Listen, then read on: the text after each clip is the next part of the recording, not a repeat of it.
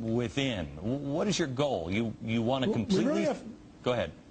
Yeah, we really have two objectives, Glenn. One is we would like to see Vermont revert back to its status as an independent republic as it was between 1777 and 1791. And our second objective, frankly, is the peaceful dissolution of the empire. And we think the system is broken. Our government has lost its moral authority. It's unsustainable. It's ungovernable and unfixable. Why do you say it's unfixable? Were you ever at any time? Welcome back to ASR. We are now here with the subject of this recent interview, Dr. Thomas Naylor. Dr. Naylor, welcome to the program. Good evening. It's a pleasure being here. Great. Just to give a brief introduction for Dr. Naylor, because you weren't always the leader of the Vermont Secessionist movement right from day one. You did get your start getting a PhD in economics from Tulane University, and then you taught at Duke for 30 years, and also ran an international software firm and did a lot of international consulting.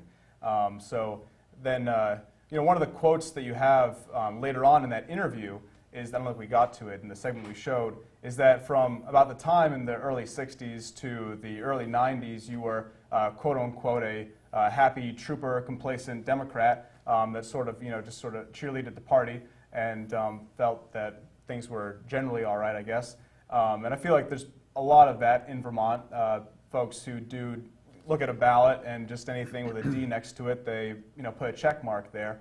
So what really sparked the change for you in the early 90s, going from being a happy Democrat to beginning a few years down the road, the Vermont Secessionist movement?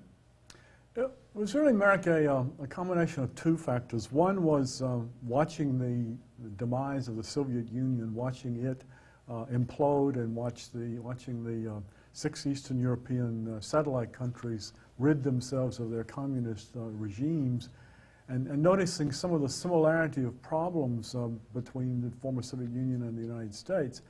And I'd have to say, in all honesty, William Jefferson Clinton in the early 90s actually pushed me over the brink. Clinton had run as a liberal Democrat, but basically he was a liberal Democrat.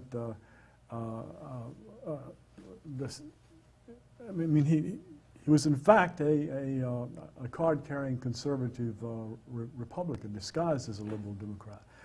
He basically gave conservative Republicans their every wish.